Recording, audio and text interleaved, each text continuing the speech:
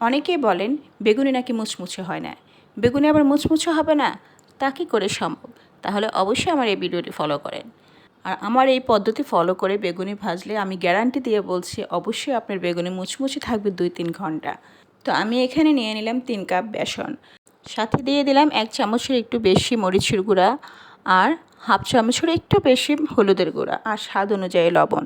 লবণ আর মরিচটা আপনাদের টেস্ট অনুযায়ী দিয়ে দেবেন। তারপরে এখানে আমি অল্প অল্প করে পানি মিশিয়ে নেব। পানিটা একবারেই দেবেন না, অল্প অল্প করে মিশিয়ে নেবেন। খুব ভালো করে মিশিয়ে নিতে হবে যেন কোনো রকমের কোনো লাম্পস না থাকে। তারপর এখানে আমি হাফ চামচের মতো দিয়ে দিলাম বেকিং সোডা। তারপর দিয়ে দেবো হাফ চামচ আদা পেস্ট, হাফ চামচ রসুন পেস্ট, আরও দিয়ে দেবো হাফ চামচ কালো জিরা। আর এই কালো জিরাটা আপনি বেগুনি খাওয়ার সময় যখন দাঁতের নিচে পড়ে খেতে কিন্তু ভীষণ ভালো লাগে। আমি এখানে আরও অ্যাড করব 2 টেবিল চামচ তেল। খুব ভালো করে গরম করে মিশিয়ে দিবেন। তেলটা দেওয়ার সাথে সাথে কিন্তু খুব ভালো করে নেড়ে মিশিয়ে নিতে হবে, তা নাহলে দলা পেকে যাবে।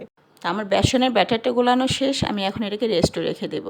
রোজার মধ্যে আমি বেসন গোলানোর কাজটা দুপুরের মধ্যে সেরে ফেলি আর এটা আমি ফ্রিজে রেখে দেই।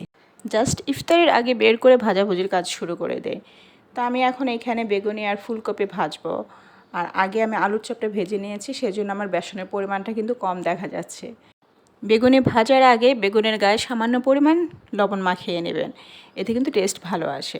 আর ফুলকপিটাও যখন পানিতে সিদ্ধ করবেন সেখানেও সামান্য পরিমাণে লবণ দিয়ে দিবেন, তাহলে ফুলকপির ভিতরে লবণটা খুব ভালো করে ঢুকে যায়। তো আমার বেগুনিগুলো ভাজা শেষ, দেখেন কত সুন্দর ফুলকো হয়েছে।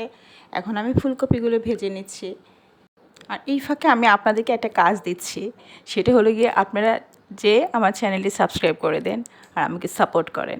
আপনাদের সাপোর্টের কিন্তু ভীষণ প্রয়োজন। আমার ভাজাভুজির কাজ কিন্তু শেষ। এখন দেখেন বেগুনিগুলো কত সুন্দর ফুলকো আর ক্রিস্পি হয়েছে, শব্দ শুনেই নিশ্চয়ই বুঝতে পেরেছেন। তো ভিডিও ভালো লাগলে অবশ্যই আমার ভিডিওতে একটা লাইক শেয়ার দিয়ে দেবেন আর আমাকে সাপোর্ট করবেন। আল্লাহ হাফেজ।